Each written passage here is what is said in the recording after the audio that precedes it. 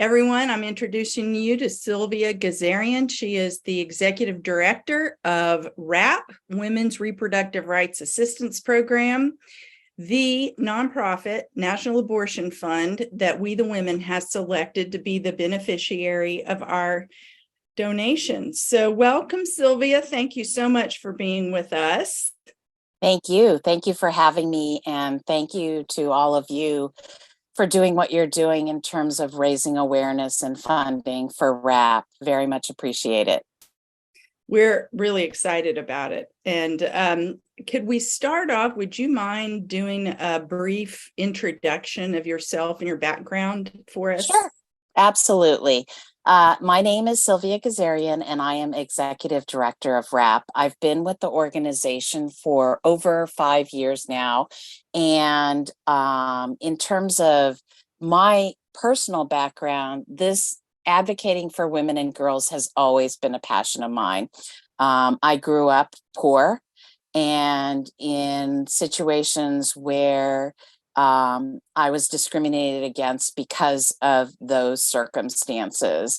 I didn't have very good health care growing up as a child, and those are the types of things that impacted me and what I plan to do as I grew up. And one of the things that was very important to me was the fact that women and girls were always underrepresented, discriminated against, and I wanted to figure out how I could do that. And after college, I ended up working for a number of nonprofits, mainly focused on the issues of women and girls. But to me, that was not enough.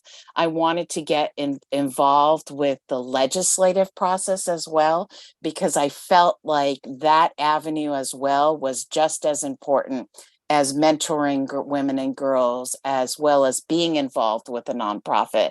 So for over 12 years, I was chair of the Women Commission on the Status of Women and worked on a number of legislative issues across the board in California, and still continue to do so. I am part of Governor Newsom's Future of Abortion Fund Council. And so we strategically right now are also working on legislation to help empower and move things forward in terms of abortion care and healthcare in general. Fabulous. Next, could you introduce a little bit about WRRAP's origins? I know that you recently celebrated the 30th anniversary. Congratulations. Thank you. Well, WRRAP was started in 1991, and we are now in our 32nd year as one of the largest national independent abortion funds. And when we say an abortion fund, what we do provide is direct funding to those in need of an abortion who may not be able to afford it. And that is specifically what our abortion fund does. Joyce Shore started this organization, like I said, over 30 years ago. She is still our founder and president and actively involved in the organization. And the way we operate is that we work with over 700 clinics, doctors, and hospitals across the United States. So we work with organizations in every state, which is why we are considered national, and we work to serve individuals within those states. How we operate on a daily basis is that we have a 24/7 hotline that is monitored by our amazing volunteers. I have over 11 volunteers who take shifts each day on our phone line, and we answer calls each day and provide commitments to doctors, hospitals, and providers across the US. So when a provider calls us, we return that call the same day. We analyze what is the current situation of that patient based on what the clinic or provider is letting us know, and then we make that pledge commitment. Once that pledge commitment is made to that provider, and we receive the invoicing from them. We pay between 1 and 2 weeks to that provider. And the reason that we're quick in paying many of these providers is because a number of our providers are considered independent clinics. They don't get a lot of funding from federal, et cetera, et cetera. So we want to make sure that they stay in business, that they can support as many patients as possible. So we make quick turnarounds in terms of our payment process as well to these clinics on behalf of patients. Is that what you mean when you say you're the largest national independent national abortion fund, that you do fund these independent clinics? Independent means that we are our own 501c3 organization. And, you know, in terms of being national and independent, we do not ask providers, hospitals, and doctors to pay fees to us in order to become vetted and trusted organizations that we work with. So that is why we are the largest national independent fund. We are not asking those we do vet all of our providers. They go through an intensive process with us before they come on board, because we want to make sure that they are safe spaces for an individual to get an abortion. But we don't require them to pay any fees to us. Some organizations do. And we are the largest because a number of our sister funds who we support across the US are smaller, and many of them have to stay within their county or state in terms of being able to support a person who may need an abortion. When you're asked to provide funding, does it cover things like transportation, follow-up visits, stays in hotels, or is there anything that is precluded from funding? Great question. We strictly provide funding for abortions. However, because we're all networked in the reproductive justice world with our sister abortion funds, there are abortion funds that provide what's called practical support, what you're referring to: hotel stays, gas, childcare, et cetera, et cetera. So if there's a patient in need of those services and funding as well, align with those organizations on a daily basis as well, to make sure that the patient is completely supported through this process. And the way we do that is through the clinic that we work with. Is there an average cost per patient? There is. We average about 367 per patient, but I want to preface that with a little bit more background. You know, one of our programs that we started last year was the abortion pill by mail. And that program in particular is a program that averages 150 per patient. However, as this public health crisis continues, and it's very serious, and I think people understand and recognize from the press that there are many, many individuals now whose lives are at risk and they have to wait to get assistance. Those patients in particular, we're running into situations where it's 5,000 to 30,000. And the reasoning behind that, and people continually ask us, why is it so much more?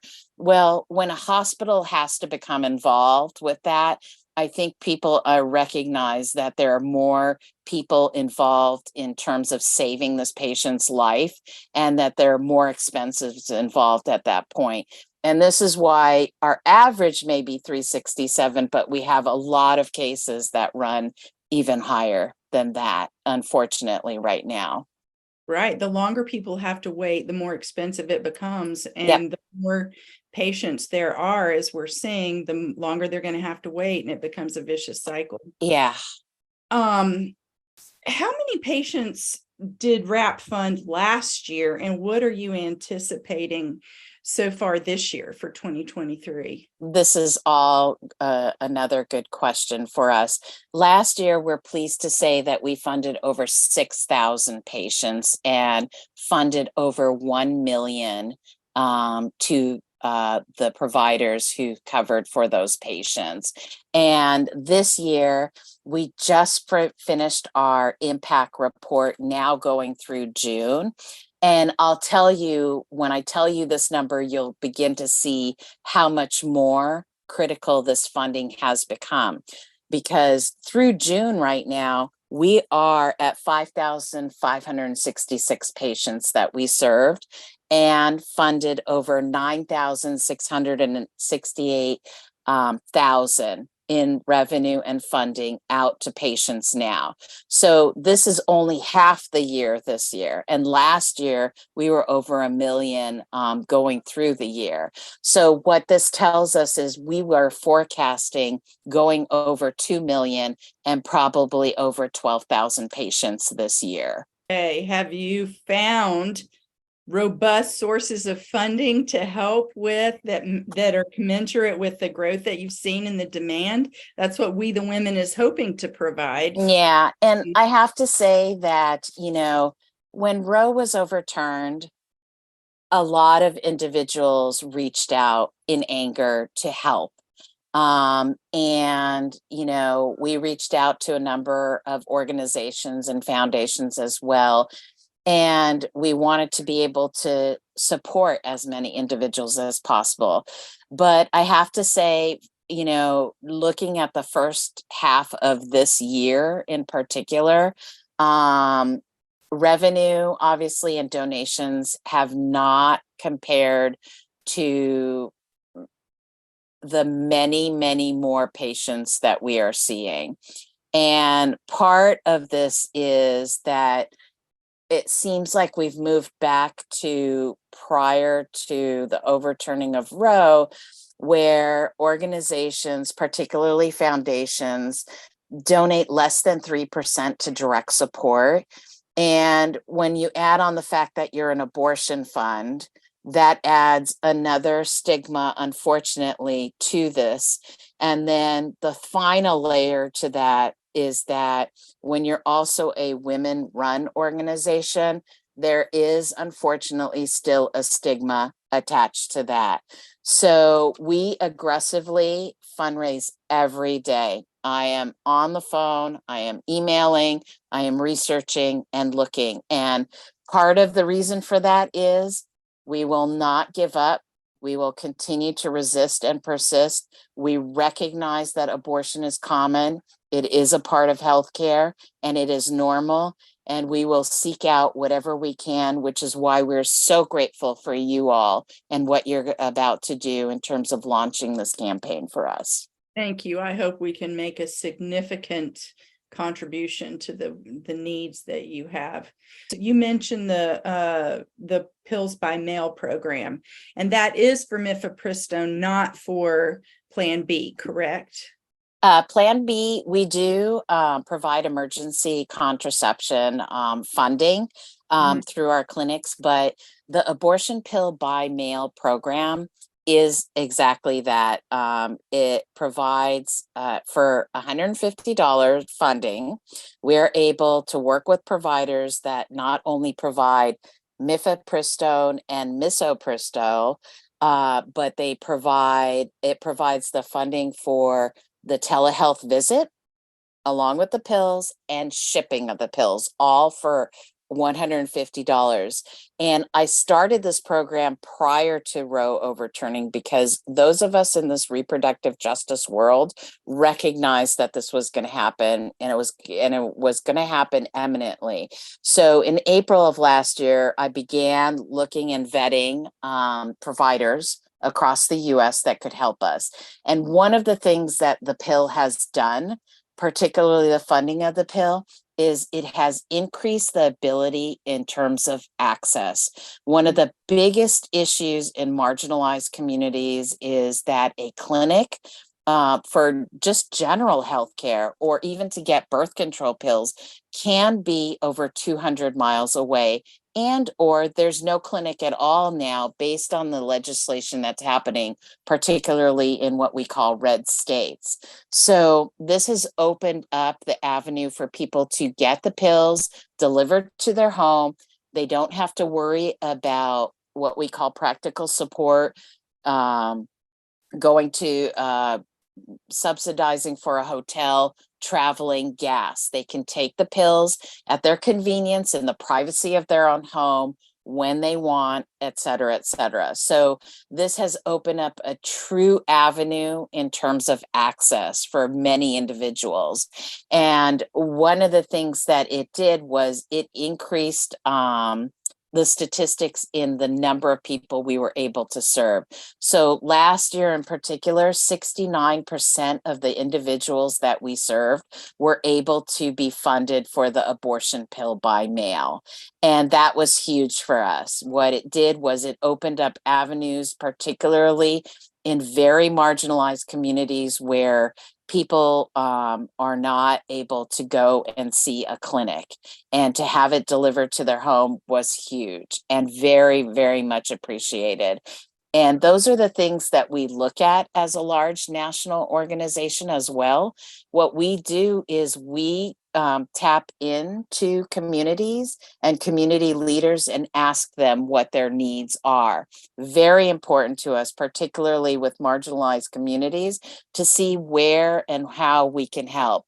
And we also depend on our clinics, doctors, and hospitals, as well as churches and other organizations across the U.S. The patient is in a state where, say, there's a 6-week ban, and they find out that they're pregnant and they can't, so abortion is illegal in that state. Can they do a telehealth appointment with a doctor in a state where it is legal and have the pill sent to them? Is that how that works? Or what happens for women in the states that it's like South Carolina may end up being one of those states any day? I'm waiting for our state to make a ruling.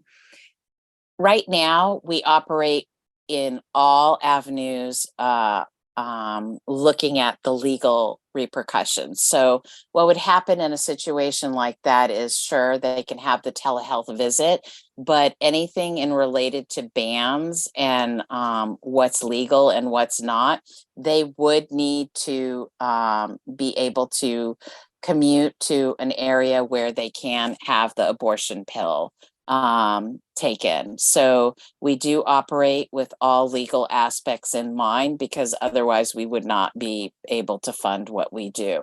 However, we always are looking at legal as well, because there are a number of states, I think you may know, that are codifying what's called abortion shield laws, where the provider and the patient will not be prosecuted if they are in a banned state or they work with somebody in a banned state as well. So there are legislative things happening right now that are going to be key to what we can do in the future. I think it's very confusing for people, the nuances. So it's really helpful to know that. And and when you say confusing, I just want to reiterate, it's also confusing for providers as well as patients, because, you know, a healthcare provider is there to provide you with the best healthcare possible, and they normally give you options. In banned states or states where there's confusion about legislation, where hidden legislation happens overnight, or there are changes that are happening within a 24-hour period, there are clinics and patients that are put on a standstill.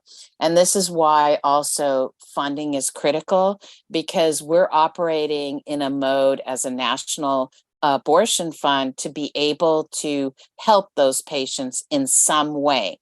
So if a provider is shut down because of a ban and legislation that happened overnight, we're on it straight away to help that patient get to a different clinic, you know, in a different state, so that they can still get the care that they want. But here we are with chaos, right? And creating chaos for individuals. So just so you're aware, and this is where funding is critical at higher levels for us, because somebody who could be 8 weeks may not be able to see a provider in a different state for another 2 weeks, where the price goes up. I just would like for you to please close with telling us what you most want people to know about abortion in general and WRRAP in particular. And what is your greatest need? What do we need to know and what do you need? Obviously, it's funding, I would guess. Yeah. Our greatest need is funding as general support so that we can allocate those funds to the abortion pill by mail program or whatever the case may be. And, you know, I think that it's important for people to recognize that we are still in a public health emergency. It is no joke that we have critical needs for patients who may have to deal with a situation where they have an appointment and that clinic is shut down. And then they're at a loss as to what to do. And we are there for our providers as well as those patients. And so if we made a pledge commitment for a certain amount with that clinic, but then they're shut down for the day or whatever the case may be, then we go back and tap in and give them extra funding. So that patient is still assured that they will get the funding that they need to get the abortion care that they need and want. I will leave you, with a case that happened recently, because the avenues that we're looking at that we need the most critical funding is the abortion pill by mail, but it's also what we call advanced provision. And it's something that I have not been able to fund as of yet. And what that program is being able to provide funding for individuals to have the abortion pill on hand before they need it. And it is a huge program. It is taking off amongst providers right now because it eliminates another barrier, and that barrier is waiting for the pills to be shipped. And why wait when you can have them on hand? And the other big thing on our list is patients whose lives are at risk. Like I mentioned before, those cases are 5,000 to 30,000. And I will give you an example.